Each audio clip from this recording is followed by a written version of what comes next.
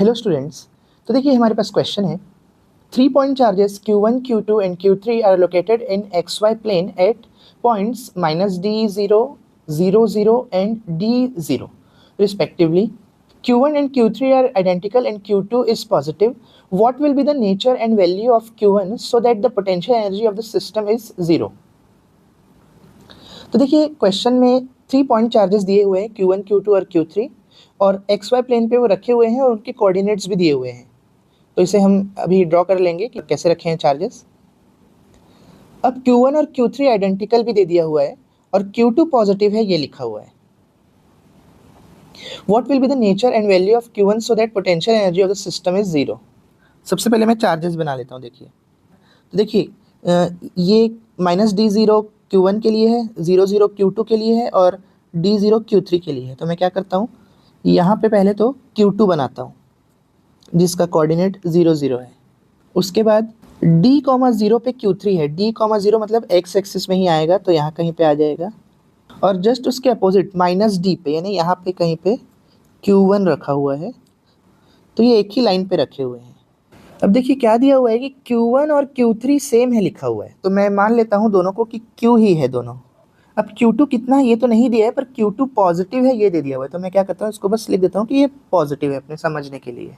अब लिखा है कि Q1 की वैल्यू क्या होगी और उसका नेचर क्या होगा कि इस सिस्टम की पोटेंशियल एनर्जी जो है वो 0 हो जाएगी।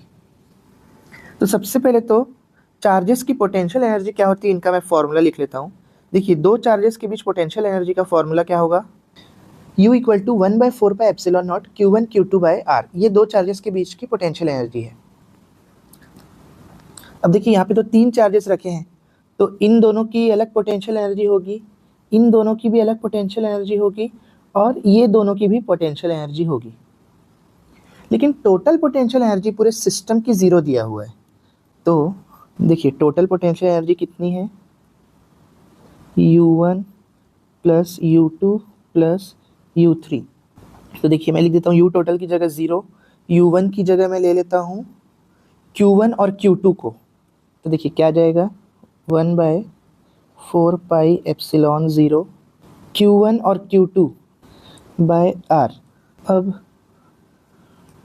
U2 भी ले लेता हूँ, Q2 और Q3, तो 1/4πε0 Q2 Q3/R प्लस 1/4πε0 थर्ड ले लेता हूँ मैं Q1 और Q3 को, तो Q1 Q3/R। अब देखिए मुझे वैल्यूज पुट करना है, उसके पहले मैं डिस्टेंस निकाल के रख लेता हूँ। डिस्टेंस मैं नहीं निकाला हूँ। तो देखिए इन दोनों के बीच की डिस्टेंस अगर आप देखो तो डिस्टेंस को तो हमेशा पॉजिटिव में ही लेते हैं, बेसिक ये लॉजिक है, डिस्टेंस कभी भी नेगेटिव नहीं होती। तो या इनके बीच की डिस्टेंस होगी D। वैसे ही Q2 और Q3 के बीच की डिस्टेंस भी देखिए D है, क्योंकि दोनों के बीच में D का ही अंतर है, 0 से D। और Q1 और Q3 के बीच अगर आप देखो तो D और D यानी 2D का डिफरेंस है, 2D यानी Q1 से Q3 के बीच की जो डिस्टेंस है वो 2D है। चलिए तो अब Q1 Q2 Q3 और डिस्टेंस इन सभी की वैल्यूज़ को मैं पुट कर देता हूँ यहाँ पे। देखिए इसको यहाँ पे R12 R23 और R13 लिख देता हूँ मैं, ताकि और स्पेसिफिक हो जाए। चलिए अब वैल्यूज़ पुट करता हूँ। 0 इक्वल टू 1/4πε0 को तो कॉमन निकाल लेता हूँ क्योंकि सभी में है, बार बार लिखने का कोई मतलब नहीं है। Q1 Q2, Q1 Q है और Q2 नहीं पता क्या है, पर पॉजिटिव है ये पता है, तो Q इंटू Q2 लिख लेता हूँ अपॉन R12 क्या है देखिए 1 और 2 के बीच की डिस्टेंस D प्लस Q2 और Q3, तो Q2 को तो Q2 और Q3 तो स्मॉल q है क्योंकि Q1 और Q3 सेम है, अपॉन इनके भी बीच की डिस्टेंस होगी D प्लस Q1 को Q लिया हूँ और Q3 को भी Q लिया हूँ अपॉन R13 यानी इनके बीच की डिस्टेंस अब 2D है। देखिए डायग्राम में मैंने बना दिया है ऑलरेडी 2D।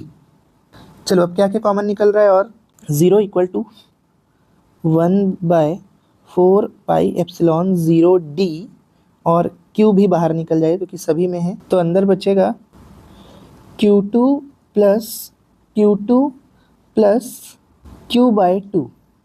देखिए एक Q बच गया है यहाँ पे। अब देखिए ये पूरा अगर मान लो डिवाइड में जाएगा 0 के, ये पूरा चीज़ अगर यहाँ जाएगा तो 0 के अपॉन में कुछ भी हो 0 हो जाएगा, यानी ये पूरा का पूरा टर्म 0 हो गया। तो ये पूरा का पूरा टर्म 0 इक्वल टू Q2 दो बार है तो 2Q2 प्लस Q बाय 2। अब देखिए मैं क्या करता हूँ, 2Q2 को लेफ्ट हैंड साइड शिफ्ट कर देता हूँ तो ये हो जाएगा -2Q2 equal to Q bye 2। अब 2 को भी यहाँ ले जाता हूँ तो मल्टीप्लाई में चला जाएगा तो ये हो जाएगा -4Q2 इक्वल टू Q। देखिए अब हमें क्या पूछा था क्वेश्चन में, एक बार फिर से देखो तो कि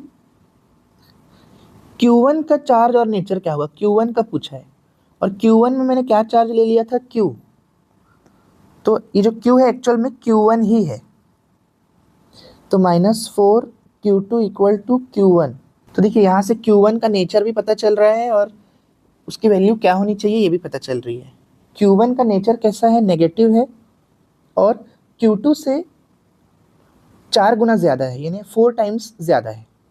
तो अगर आपको ये वीडियो अच्छा लगा हो और समझ में आया हो तो वीडियो को लाइक और चैनल को सब्सक्राइब ज़रूर करें। Thank you.